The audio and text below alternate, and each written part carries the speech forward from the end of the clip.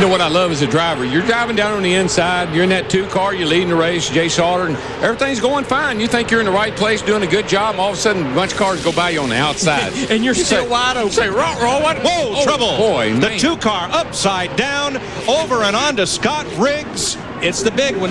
Oh, boy, who is that still flipping? Sauter. It was Johnny Sauter. There's not anybody left. I mean, I only see about 4 or 5 cars that are coming around through 3 and 4 right now that were not in this race. They see Mike McLaughlin in 18. They're still getting upside down cars driving under cars. There has to be 25 cars over there. Mike is climbing out. He's okay. Let's watch the 2 car. What caused this? Oh, Meal got into Riggs. It looked like Riggs had to maybe back out of the throttle a little bit because Kenny Wallace's car washed up as they come off the exit of turn 2 right there, the 48 car. Right here, this is turn 2. Kenny Wallace, the 48 car right there. Oh, I don't know. It looked like Shane Meal possibly just got into the back of the 10 car. The 47 car, yeah. Yeah, got into Riggs. Look at that 2 flipping. Looks like Rusty Wallace's flip in the number 2 Winston Cup car here not many years ago. And when it hit the grass, it even tumbled more. There's Randy LaJoy. Greg Biffle. Oh, Biffle. There's Jay Sauter. Kerry Earnhardt. There's everybody. Jack Sprague, our point leader. And the track's completely Tim Sauter. blocked. All the Sauters. I think we did the right thing by saying who wasn't in it. And because the track's blocked, NASCAR has displayed the red flag because the cars can't even get through on the back stretch. It appears to me maybe 10 or 12 cars is all that's left.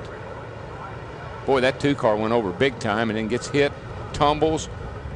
That car's, look at that thing, Larry. It's turning every which way. And then the 21. And then he gets in the grass. Watch this. Shot across. Gets hit again. Johnny Sauter, number 2, out of his car. And okay. Amazing.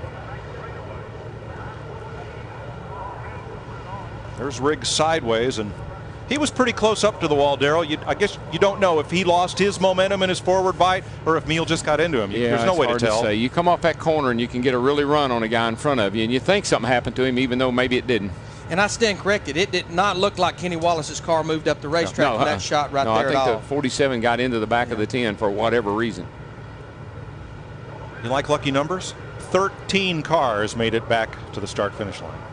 Wow. Happened in 1992, I can remember, had a big wreck off of turn 2. They always seem to happen off of turn 2, the big ones.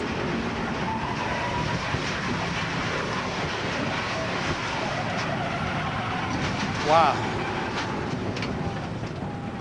Looking out of Linda Namick's car.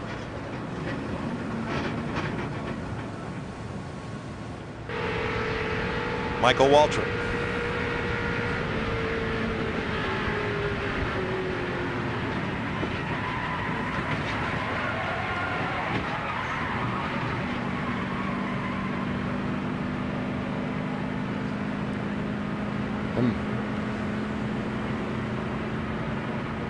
Kenny Wallace.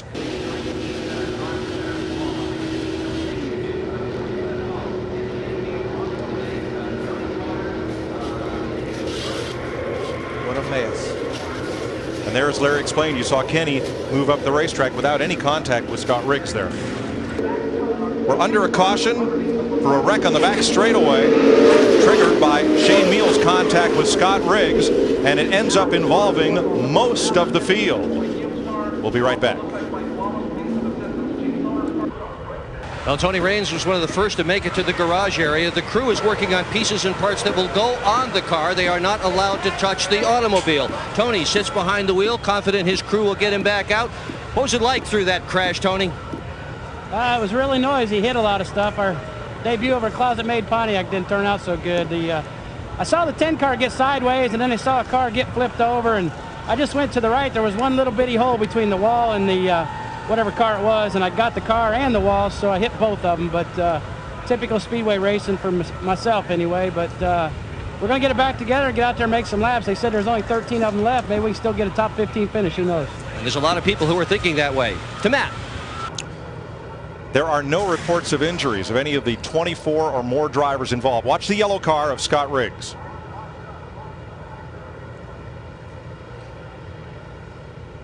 Dale, it looks like he got up there and I don't know if he got a little loose or if the car pushed, but you get the feeling maybe he come back out of the throttle just a little bit right there, and a little bit can mean someone can get into you from behind. Yeah, you know, I guess that's possible. Shane Hall was riding. Shane Mill was riding mighty close to him, even in the middle of the turn there. So it's hard to say. Won't know till we talk to those guys, I guess. 24 or more cars ended up involved. Of our top 11 in the points, 8 was involved. Wow. But boys, what a difference this race is going to make in the points shakeup. Kenny Wallace and Jason Keller are the only 2 in the top 11 that were not involved. Man in front of you, big crash. Can't help it, there's too much smoke.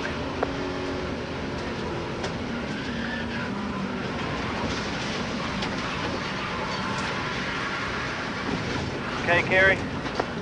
Damn it.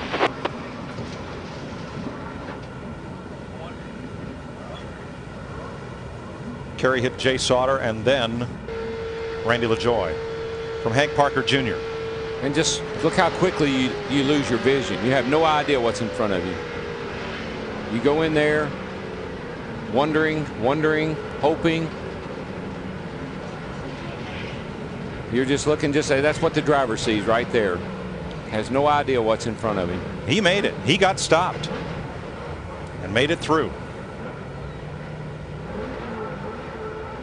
Here are the cars involved in the crash. This is not the entire starting lineup, but it's 24 or more of them. We show 27 cars with damage. And again, there are no reports of any injuries. And we're 15 laps into the race. Got 102 laps to go. They have a minimum speed rule with so many of these cars going to try to make it back out missing sheet metal. I wonder if they'll waive that. We'll see when we come back.